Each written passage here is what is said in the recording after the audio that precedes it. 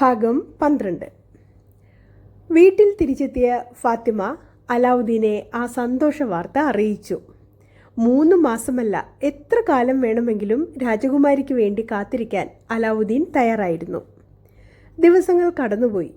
അലാവുദ്ദീൻ തൻ്റെ വസ്ത്രക്കടയിലും പരവതാനിക്കടയിലും വീണ്ടും ചെന്ന് ഉത്സാഹത്തോടെ ഇരിക്കാൻ തുടങ്ങി. അവൻ്റെ കച്ചവടങ്ങൾ തകൃതിയായി മുന്നേറിക്കൊണ്ടിരുന്നു. വീട്ടുജോലികൾക്ക് പോകുന്നതൊക്കെ എന്നെ നിർത്തിയിരുന്നു ഫാത്തിമ. അവരും മകനും ഭൂതത്തിൻ്റെ സഹായത്തോടെ രാജകീയ ആഡംബരങ്ങളോടെ തന്നെ ജീവിച്ചു പോന്നു. മാസം 2 കഴിഞ്ഞു.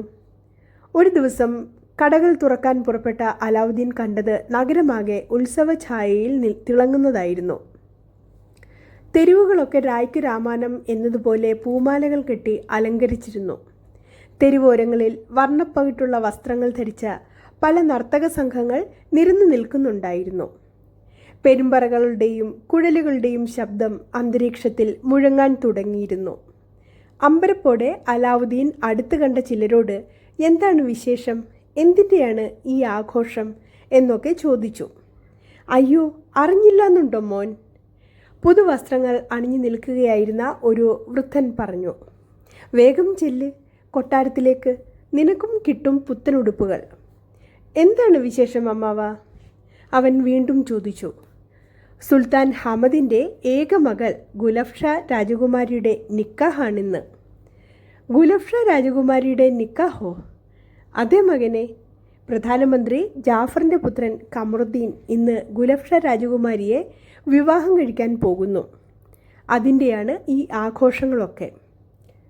പെട്ടെന്ന് വലിയ ആരവത്തോടെ കൊട്ടും കുഴലൂത്തും പാട്ടും നൃത്തവും തുടങ്ങുകയും ചെയ്തു.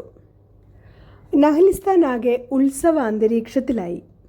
അലാവുദ്ദീൻ അവൻ്റെ കട തുറന്നു വെച്ച് വേഗം വീട്ടിലേക്ക് ചെന്നു. അത് കണ്ട് അമ്പരപ്പോടെ ഫാത്തിമ ചോദിച്ചു, ഇതെന്താ അലാവുദ്ദീനെ, നീ ഇന്ന് കട തുറന്നില്ലേ?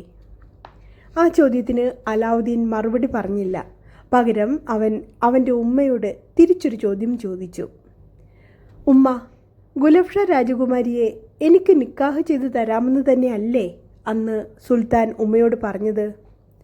അതെ, അത് 3 മാസം കഴിഞ്ഞല്ലേ? ഇനിയുമുണ്ടല്ലോ 1 മാസത്തെ കൂടി സമയം. ഇപ്പോഴെന്താ നീ അത് ചോദിക്കാൻ? ഉറപ്പായും പറഞ്ഞതല്ലേ ഉമ്മ? അതേടെ മോനെ, നീ ഇങ്ങനെ ധൃതി കൂട്ടല്ലേ. 3 മാസക്കാലം ക്ഷമിക്ക്. എന്നാൽ എൻ്റെ ഉമ്മ, ഇപ്പോൾ പുറത്ത് തെരുവിലേക്കൊന്ന് ഇറങ്ങി നോക്ക്. നഗരമാകെ ഉത്സവാഘോഷത്തിലാണ്. എന്താ കാരണമെന്നറിയാമോ? ഇന്ന് ഗുലഫ്ഷ രാജകുമാരിയുടെ നിക്കാഹാണ്. ഫാത്തിമ അമ്പരപ്പോടെ തൻ്റെ മകൻ്റെ നേർക്ക് നോക്കി. രാജകുമാരിയുടെ നിക്കാഹോ? അങ്ങനല്ലല്ലോ മോനെ. ഫാത്തിമ പിന്നെയും എന്തോ പറയാൻ തുടങ്ങിയതിനെ ചൂണ്ടുവിരൽ ഉയർത്തി തടഞ്ഞിട്ട് വെറുപ്പോടെ അലാവുദ്ദീൻ പറഞ്ഞു.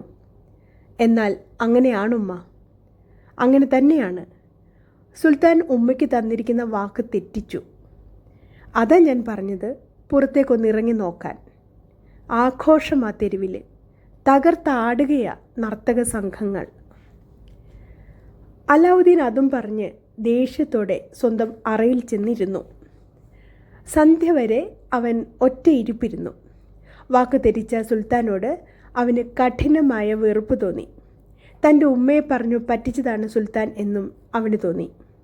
രാജ്യം ഭരിക്കുന്ന സുൽത്താനോട് ഒരു തുറന്ന പോരിന് ഇറങ്ങുന്നത് ബുദ്ധിയാവില്ല എന്ന് അലാവുദ്ദീന് നന്നായി അറിയാം. ഖയാമത്ത് ഭൂതത്തിൻ്റെ ഉപദേശം സ്വീകരിക്കുവാൻ തീരുമാനിച്ചു അലാവുദ്ദീൻ.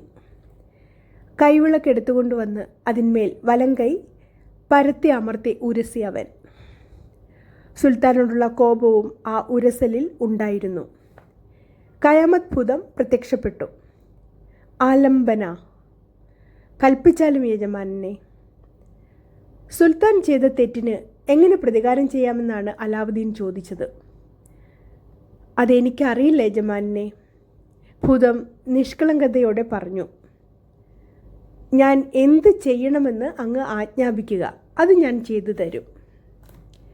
അന്നൊരിക്കൽ നീ എന്നോട് ചോദിച്ചില്ലേ രാജകുമാരിയെ തൂക്കിയെടുത്ത് കൊണ്ടുവരണോ എന്ന്?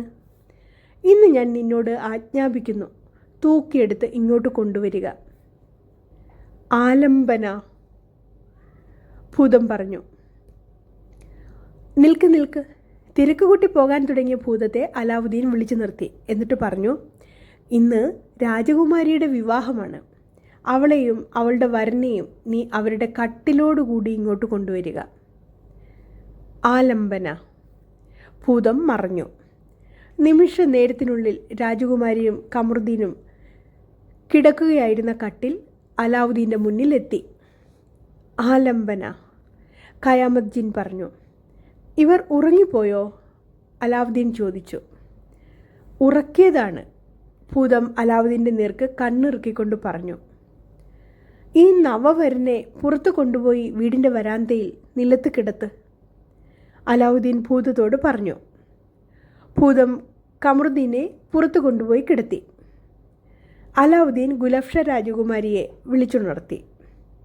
രാജകുമാരി ഞെട്ടി എഴുന്നേറ്റ് ഭയത്തോടെ ചുറ്റും നോക്കി. രാജകുമാരി ഭയപ്പെടേണ്ട. നിലവിളിക്കാൻ തുടങ്ങിയ രാജകുമാരിയുടെ വായ തൻ്റെ വലം കൈകൊണ്ട് പതുക്കെ പൊത്തിയിട്ട് അലാവുദ്ദീൻ സൗമ്യമായി പറഞ്ഞു.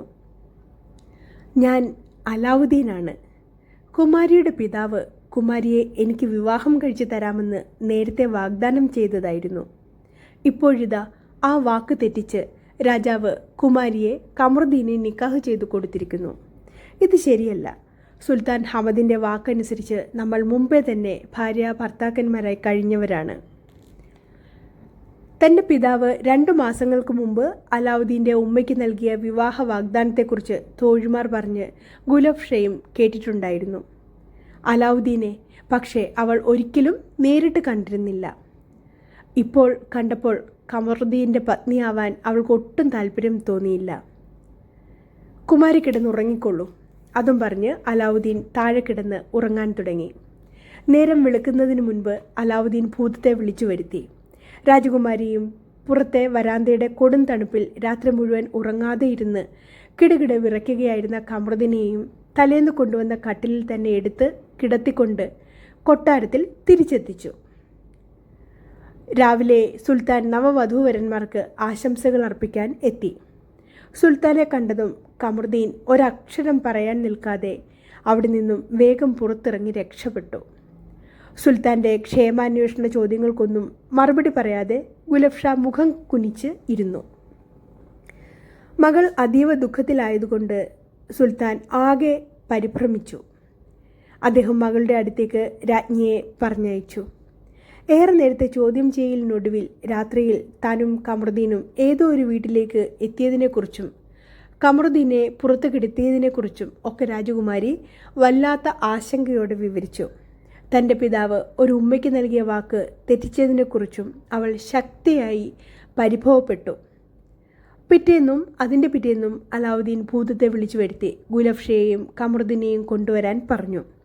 അങ്ങനെ 3 രാത്രികളിലും ഗുലഫ്ഷ അലാവുദ്ദീൻ്റെ വീടിൻ്റെ അകത്തും കമറുദ്ദീൻ വരാന്തയുടെ തണുപ്പിലും കഴിച്ചു കൂട്ടേണ്ടി വന്നു. 4-ാം ദിവസം കമറുദ്ദീൻ തൻ്റെ പിതാവിനോട് പറഞ്ഞു തന്നെ ഈ വല്ലാത്ത കുരുക്കിൽ നിന്ന് രക്ഷപ്പെടുത്തി തരാൻ. ഏതോ ഒരു വീടിൻ്റെ വരാന്തയിൽ തണുപ്പ് സഹിച്ച് രാത്രി മുഴുവൻ കിടക്കേണ്ടി വരിക എന്നത് വലിയ ദുരിതമാണെന്ന് അവൻ ജാഫറിനോട് പറഞ്ഞു. ഗുലഫ്ഷ തന്നിൽ നിന്ന് ഒഴിഞ്ഞു മാറാൻ ഏതോ ജിന്നിൻ്റെ സഹായം തേടുന്നു എന്നാണ് അവൻ വിചാരിച്ചതും നിശ്ചയിച്ചതും. അങ്ങനെ ജാഫറിൻ്റെ അപേക്ഷ പ്രകാരം ആ വിവാഹം സുൽത്താൻ റദ്ദ് ചെയ്തു. ഭാഗം 12 ഞാൻ ഇന്ന് ഇവിടെ അവതരിപ്പിച്ചത്. ഏവർക്കും കഥ ഇഷ്ടപ്പെട്ട് കാണുമെന്ന് കരുതുന്നു. കഥ ഇഷ്ടപ്പെട്ടുവെങ്കിൽ ലൈക്ക് ചെയ്യുവാനും ഷെയർ ചെയ്യുവാനും സബ്സ്ക്രൈബ് ചെയ്യുവാനും മറക്കില്ലല്ലോ. നന്ദി, നമസ്കാരം.